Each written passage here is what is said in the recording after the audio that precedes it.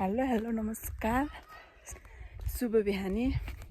आज माघ 1 गते माघ सङ्क्रान्ति। सबैजना साथीहरूलाई माघ सङ्क्रान्तिको शुभकामना दिन चाहन्छु। के छ तपाईँहरूको दिनचर्या कसरी गइरहेको छ? म भने पाल्पा आएको छु।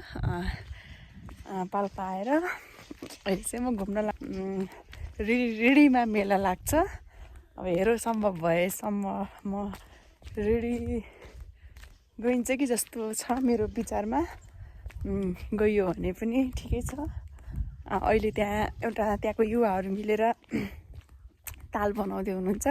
यो पहिलोचोटि हो। त्यो देखिसकेपछि चाहिँ जानुपर्छ जस्तो लाग्छ मलाई। आफूले आफ्नै देशमा युवाहरूले चाहिँ केही गर्नुपर्छ भन्ने उहाँमा आएको छ। उहाँहरूलाई चाहिँ हामीले सबैजना मिलेर चाहिँ हामीले साथ सपोर्ट चाहिँ दिनुपर्छ। त्यही हेर्नको लागि भए पनि जाने कि भन्ने चाहिँ मेरो छ। हेरौँ आज नभए पनि त्यहाँ फेरि कुनै दिन आज सम्भव भएसम्म जाने, नभए पनि कुनै दिन पनि जानु पर्ला भनेछु। अनि म चाहिँ अहिले मेरो त्यहाँ सानो फर्म छ। हामीले चाहिँ लोकल कुखुरा पालेको छौँ।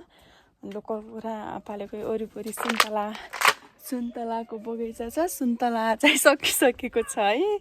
सबै बुटलतिर हामी आफन्तीहरू सबै बुटलतिर भएको हुनाले मेरो बाबाले चाहिँ बुटल लगी सक्दिसक्नु भएको छ। फुल छ।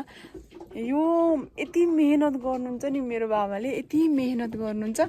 त्यति त म फुलहरूलाई मैले मेहनत गर्दैन, तर अचम्मको मेहनत छ कि नेपालमै के गर्नुपर्छ भन्ने चाहिँ मेरो बाबामा पनि त्यो सोच छ।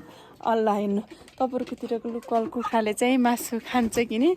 हाम्रो यहाँ लोकल कुखुरालाई चाहिँ सबै बजारबाट हड्डीहरू ल्याइदिएर चाहिँ सबै दिनुहुन्छ क्या। यसरी छ हाम्रो लोकल कुखुरा। यिनै हो लालुपाते। यसलाई चाहिँ हामीले लालुपाते फुल भन्छौँ है। यो चाहिँ लालुपाते फुल हो है। लालुपाते फुल हो। लालुपाते फुल